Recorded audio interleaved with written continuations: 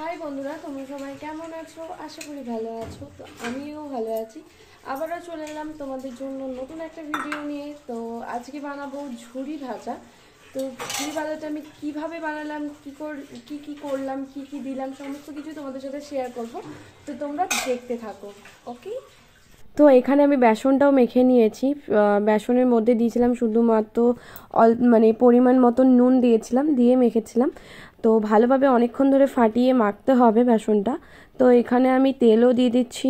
আর একটা প্রবলেম হয়ে গিয়েছিলো, কারণ ঝুরি ভাজার যে মেশিনটা থাকে না, যে কল একটা বলে ঝুরি ভাজাটা মানে ঝুরিটা দেওয়ার জন্য, তো ওই কলটা আমার কাছে ছিল না। তো আমি ভেবেছিলাম যে একটা জিনিস দিয়ে করা যাক। তো এটা অনেকবার ট্রাই করেছি, মানে হচ্ছিল না।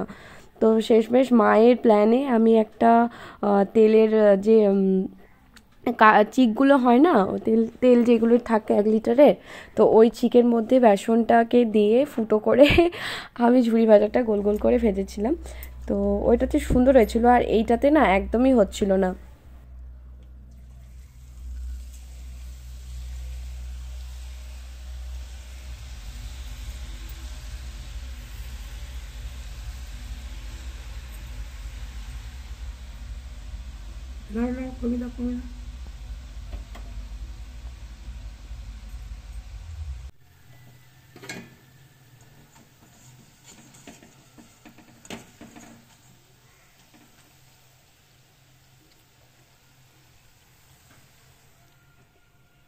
আর এইদিকে ঝুরি ভাজাটা প্রায় কমপ্লিট হয়েই এসেছে, আর অল্প একটু ছিল।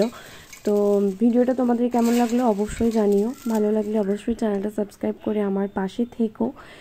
তো খুবই সুন্দর হয়েছিল ঝুরি ভাজাটা।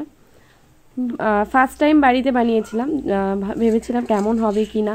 তো দেখলাম ভালোই হয়েছে।